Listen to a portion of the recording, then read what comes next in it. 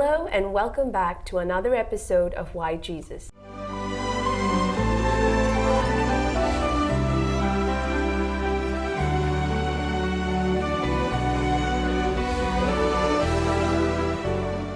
On today's show, we have Shruthi from New York, USA. Hi Shruthi, welcome to Why Jesus. Thank you for having me. It's such a pleasure to be on the show. Shruthi, before we even go on with the show, can you tell us a little more about yourself, your family, what you currently do? Well, I was born and raised in New York.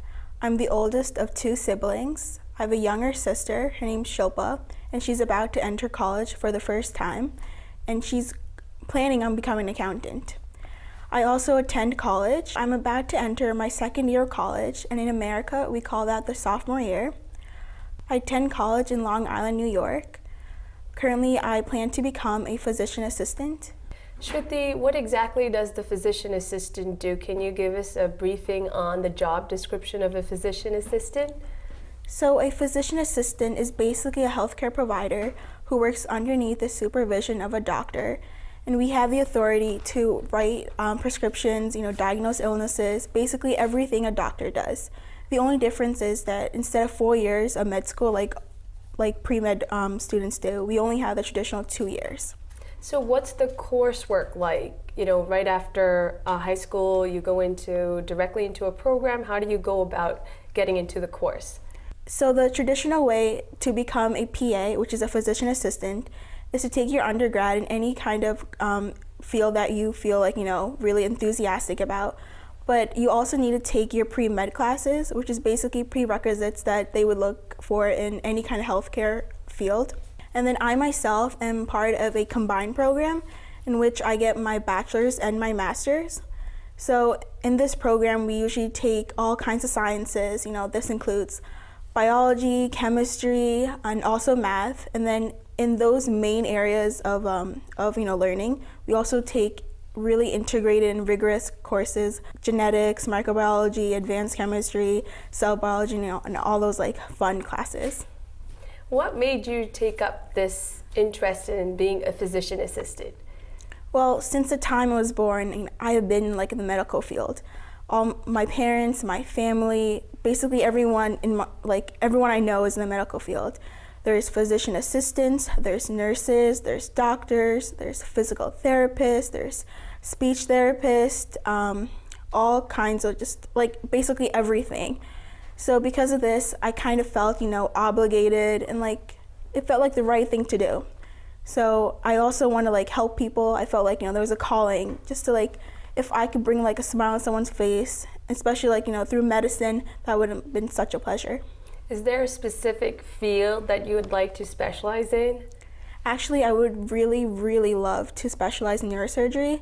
Since the beginning of my time, I guess, I've been really passionate about the nervous system, especially the brain, because the brain, holds all your thoughts, your feelings, your emotions, your memories.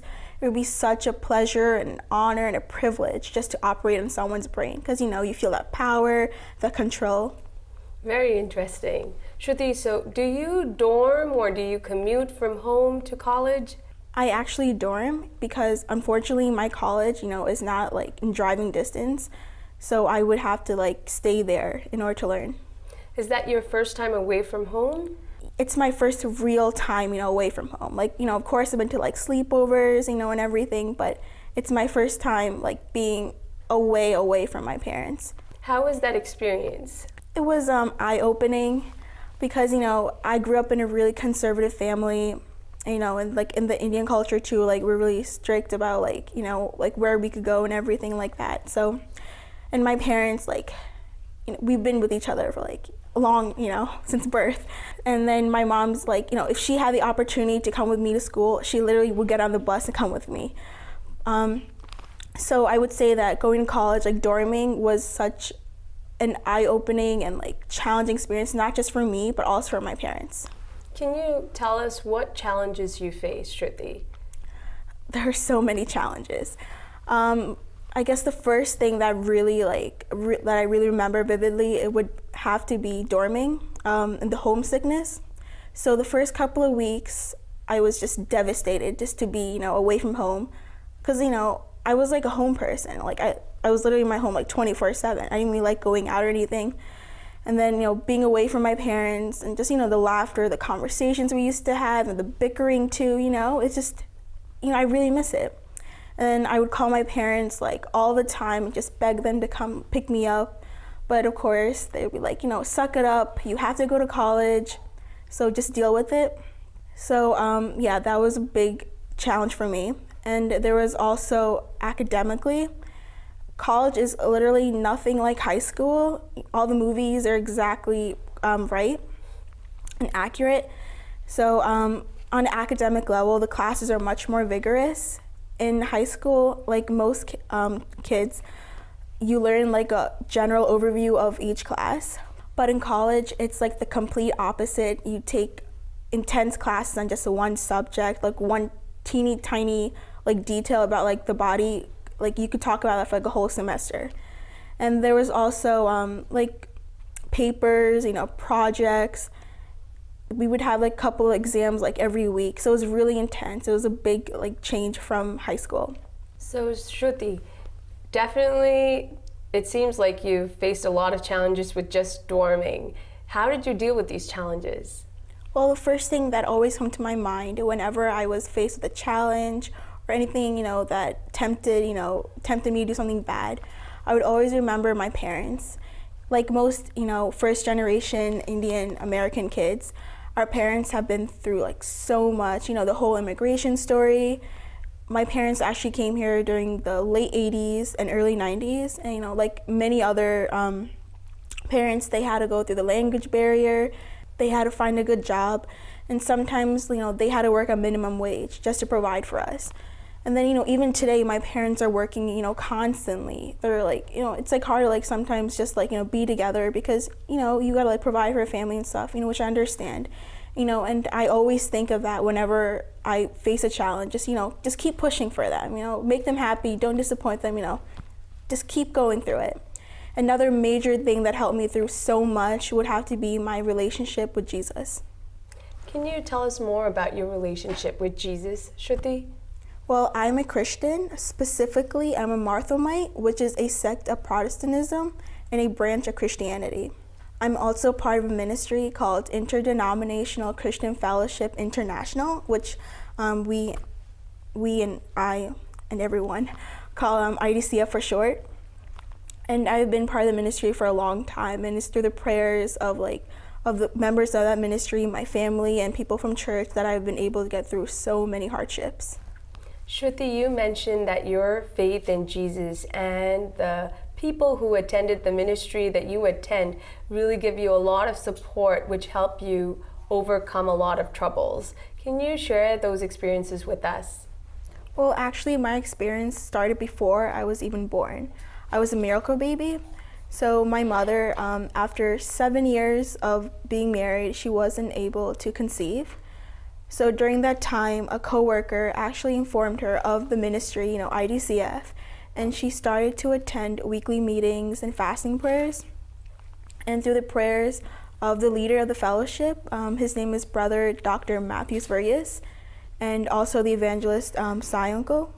Through their prayers and also the prayers of each and every member of that ministry, my mom was finally able to conceive me. And a year later, she was blessed with my sister. Another experience that really, moved our family and helped us grow closer to God and stronger as a family, I would say, would have to be the housing crisis that we went through a couple years ago.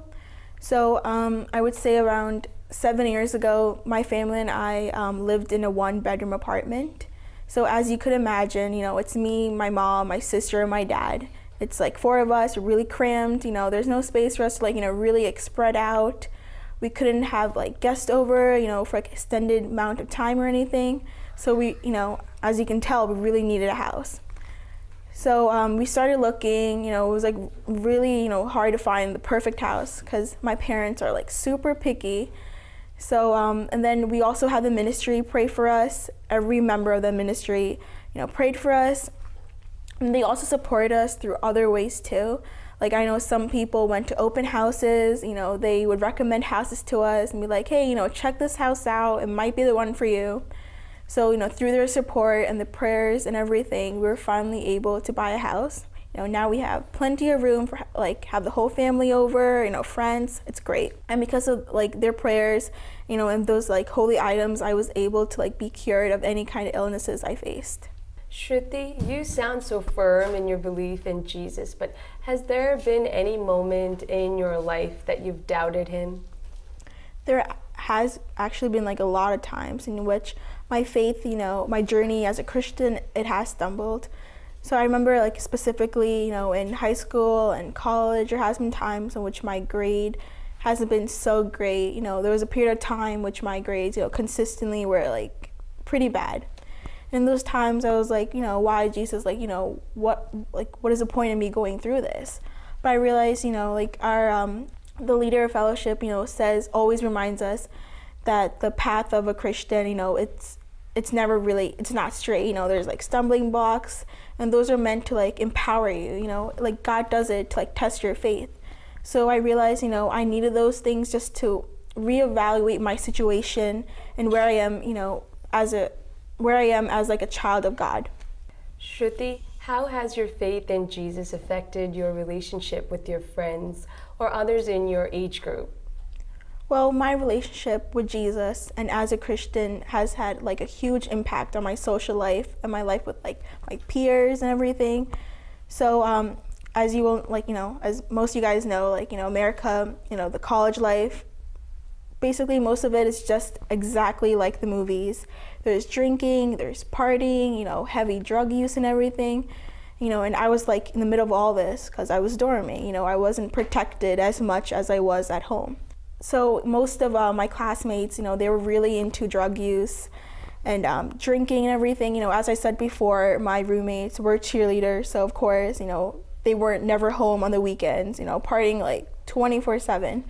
So, it was lonely at times, my dorm by myself.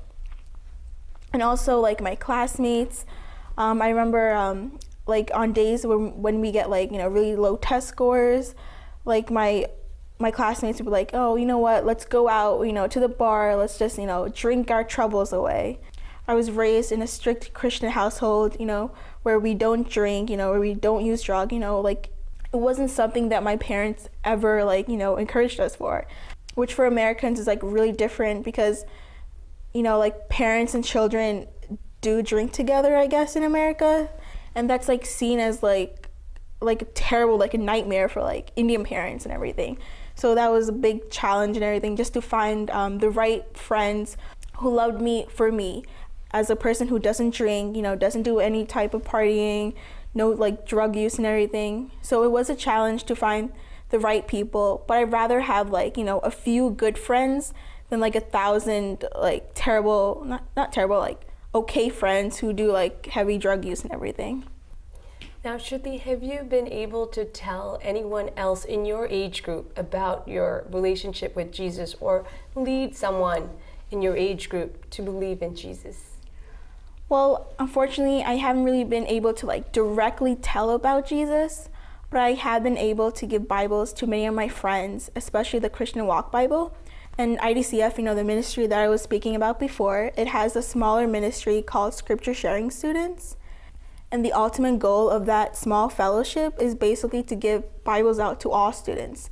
So it could be students starting first grade all the way to people who are trying to get their doctorate. So through that fellowship, I was able to give Bibles out to many of my friends. And other ways I have integrated my faith in Jesus through my friendships has been through prayer. So me and my friends, we're really close. We tell each other everything, especially our hardships. And when my friends, tell me their troubles and everything, I always tell them, hey, listen, I'm praying for you. Don't worry about it. God will get you through this. You may not be, where you want to be right now, but God has such bigger plans for you that it's going to be 10 times more awesome than what you ever have in mind for yourself. And I really think that praying for others is such a humbling experience because it teaches you that there are so much more people who have such bigger problems than you. You could have the smallest problem and the person you're praying for could have the weight of the whole world on their shoulders. And it also means that, someone is interceding on your behalf to God. Someone's talking to God about you. That's like, it's really cool. It does sound very cool, Shruthi. Shruthi, what aspect of your Christian faith do you love the most? Well, I would have to say the greatest aspect of Christianity would have to be communication with Jesus. So, prayer is when we communicate with God. And, but many believe that prayer has to be, a huge, say it out loud for everyone to hear, but it doesn't have to be that. You could literally just whisper something in your head, and Jesus can still understand and answer your prayers. And, Jesus is my best friend. And how many of us could say that our best friend has the ability to read our minds? I know most of us jokingly say that my best friend can read my mind, we're mind readers and everything, but on a literal level, it's not really possible. But with Jesus, it's a real thing. And, that's really moving for me. Another thing about Christianity that's a huge component is the Bible. And the Bible is literally proof of the love that Jesus has for each one of us. It lists all the disciplines that Christians have to maintain in order to have a close relationship with Jesus. And I also heard a quote from somewhere that says, the Bible is the only book where the author is in love with the reader. And that in itself is just so powerful because, many writers, they write stories just for the story in itself, for the characters of the story. But they don't really write it, for me and you. But the Bible is written just for the reader in itself. So the reader feels the love and passion that Jesus has for him or her. So I believe, the Bible and communication are huge aspects that always move me every single day when I think about, how privileged I am to be a Christian. Shruthi, is there an aspect of your Christian faith that you are not very fond of? Well, I would have to say the reaction that today's youth in America have to Christianity isn't really so awesome. So even though, America is the land of the free, and we have so much freedom to do literally whatever we want, it's kind of ridiculous. And America was also founded by principles based on Christianity. Our whole motto is, in God we trust. But that motto doesn't really, it's not really obtained by many today. And it's really kind of sad because, Christianity is such a great religion and many lack the enthusiasm and the zeal, to spread God's word. And also, we never know how our words can, change a person's life. Your words can either make someone the next missionary or it can make someone the next atheist. You never know. I remember in 9th grade in my social studies class, we were discussing Christianity, specifically the life of Jesus, his last few days, which was, the Last Supper, the Good Friday, and his resurrection. So in that class, there was a student who at the time, she had no religion. She was an atheist. She just didn't have a religion. And she asked the teacher, why was Jesus sacrificed, on the cross? Why was he taken away and everything? And the teacher, who claimed to be a devout Catholic and everything, she was like, oh, Jesus was punished because he did something wrong. And that really irked me because, that's it's a lie, it's not the truth behind the situation. So anyways, a few days later, the same student who at the time, just prior, had no religion or anything, she was now practicing Buddhism. And I believe, to this day, that if that teacher, if she maybe did a little more research or, even attended church a little bit more, she could have told the truth and be like, oh, Jesus was actually sacrificed for our sins. He did nothing wrong at all. He was crucified on the cross because of the wrongs that we did. So if she probably would have said that, that student could have been, practicing Christianity instead. So, I really believe that if today's youth are more educated about Christianity, they can, they can do so much more. They can bring new witnesses to Christ. And even if, let's just say, a person doesn't know about Christianity that much, then don't say any lies about it, just say the truth or say nothing at all. Shruthi, in your belief in Jesus, is there a role model that you look up to? Well, I would have to say that my mother is one of my greatest role models because, I believe she deserves the world. She's an awesome person. And her faith in Jesus has never really hindered her from, from living out her life. So as I said before, she did struggle with conceiving a baby, but during that time, she didn't her faith didn't fall. She kept praying, the situation, it pushed her to pray even more. And through the prayers of the ministry that she attended, IDCF, she was finally, able to have me. And also, whenever she faces any hardships, she tells my sister and I, open up the Bible, read a few verses, meditate and pray, and then God will give you a solution. It may not be the solution, that you really wanted, but whatever God has in store for you is greater than what you wanted. And I don't want to single out my dad either, because, he's a great guy too. And also his devotion to Jesus has been a constant guiding force in our family. It keeps our family together. From a young age, my dad was really strict about family prayer time, which we would have every single day. Even if we were out the whole day and we come back at 1 o'clock, you're not going to sleep unless we all pray together. So I'm really happy that my dad does that. And I remember one time I had a friend over. She, like myself, was a Marthamite, and she came over during family prayer time. And she was like, oh, what are you guys doing? And I was like, oh, the usual, family prayer. She was like, what is this? What are you talking about? And I was like, what do you mean what I'm talking about? Family prayer, the thing that we all have to do every single day. She was like, oh, we don't do this. I'm like, what is wrong with you? Are you guys crazy? This is family prayer. We always do it all the time. She was like, oh no, my family's too busy, we're never together, so we just we don't even do it that much. Do it at all, I'm sorry. So, and then I was I was so shocked, because I felt like every Christian household does it, because my dad always did it. And then I realized that my dad, he didn't really have to do family prayer time, but he did it because he's a Christian. He was really strict about raising his family as a, God-fearing family. And because of my father, I will certainly, absolutely have family prayer time, when I have my own kids. And I pray that my future generations, my great grandkids even have family prayer time in their household. And it's a long-lasting to eternity tradition. Shruthi, what is it that you dislike most in the world today? Well, one subject that I'm really touchy and really enthusiastic about would have to be women inequality. So I grew up in a really strict household, in the Indian culture, and compared to other cultures, the Indian society is really restrict women. There's certain things you can't do, certain things you cannot wear. And then growing up, I know there has been times in which my parents have shushed me and my sister if we ever, spoke above a normal normal speaking tone. They were like, oh, you had to be so silent that, no one could suspect a woman was living in the house. And then, that really it irked me, because, we live in the land of the free, and yet, I'm being shushed.